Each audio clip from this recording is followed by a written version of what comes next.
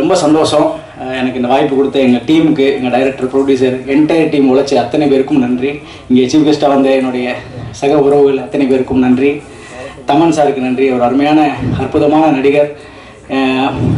அதாவது எந்த ஒரு ஈகோ இல்லாமல் எல்லாத்துக்கும் கூட இருந்து நான் நிறைய இங்கே கூட ஒர்க் பண்ணியிருக்கேன்.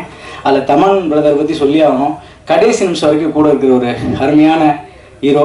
ஸோ அதாவது பிஸ்னஸ் வரைக்கும் சொல்கிறேன், இன்ன வரைக்கும் அவர் அவ்வளோ சப்போர்ட்டிவாக இருக்கார். ஸோ அதனால் ரொம்ப சந்தோஷமாக இருக்குது எல்லாரோடையும் ஒர்க் பண்ணது.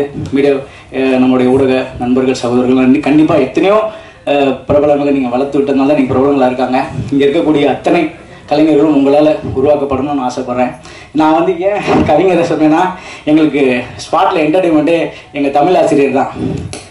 ஏன்னா எங்கள் தமிழ் ஆசிரியர் எங்களுக்கு பாடநடத்தை தாண்டி இப்போ அவர்கிட்ட கேட்ப சில டவுட்ஸ்லாம் இங்கே கேட்கும்போது, அவர் எப்படிங்க இந்த இன்ஸ்டாகிராமில் இன்பத்தாரு அதை கொஞ்சம் சொல்லிட்டு இருப்பேன். சரி, அது பாயிண்ட் அவுட் பண்ணி இவர் எழுதுனது நிறைய எழுதியிருக்காரு.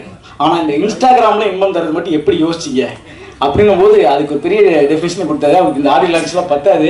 அந்தளவுக்கு ஒரு இளமை, அதாவது ரிட்டையர்ட் ஆக போகிறாரு, ஆகிட்டுங்க பாருங்கள். ரிட்டையர்ட் ஆனதுக்கப்புறம் அவர் செய்கிற வேலையெல்லாம் திருப்பி 25 வயசுக்கு பின்னாடி போயிட்டாரு.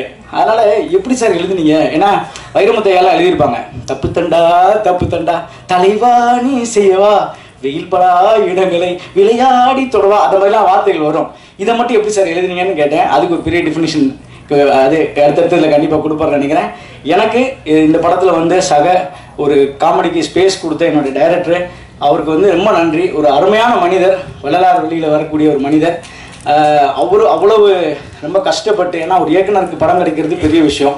அப்படி கிடச்சி ரொம்ப டிரைவராக இருந்து, சினிமாவில் இண்டஸ்ட்ரியில் டிரைவராக இருந்து, இப்போது ஒரு அசினேட்டராக மாறி, அப்புறம் அசோசியேட்டாக மாறி ரொம்ப போராடி இந்த படத்தை அவருக்கு கிடச்சிருக்கு. அதுக்கு அப்படி ஒரு நண்பரை தேர்ந்தெடுத்த எங்கள் தயாரிப்பாளர். அதாவது தயாரிப்பாளர்களில் எத்தனையோ விதமான தயாரிப்பாளர் இருக்காங்க. இங்கே இருக்கிற ஊடக நண்பர்களுக்கே தெரியும், சில பேர் காசு வரும், காசு வராது. ஆனால் எங்கள் தயாரிப்பாளர் பொறுத்தளவு பார்த்தீங்கன்னா, ஒருத்தருக்கு பெண்டிங் கிடையாது. ஷூட்டிங் முடியும் போது எல்லாரும் பேமெண்ட் வாங்கி அவங்க வீட்டில் சந்தோஷமாக வாழ்ந்தாங்க.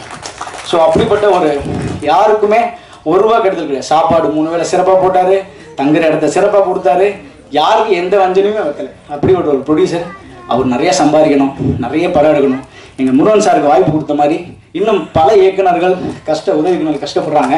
அவங்களுக்கு எல்லாத்துக்கும் நீங்கள் வாய்ப்பு கொடுக்குற அளவுக்கு உங்களுக்கு கடவுள் நிறைய வசதியை கொடுக்கணும். என்ன இண்டஸ்ட்ரி நல்லா இருந்தால் தான், ஒரு தயாரிப்பாளர் நல்லா இருந்தால் தான் எல்லா கிராஃப்ட்டுக்குமே வேலை. அதனால் நீங்கள் நல்லா இருக்கணும்னு நான் இறைவனை வேண்டிக்கிறேன் சார்.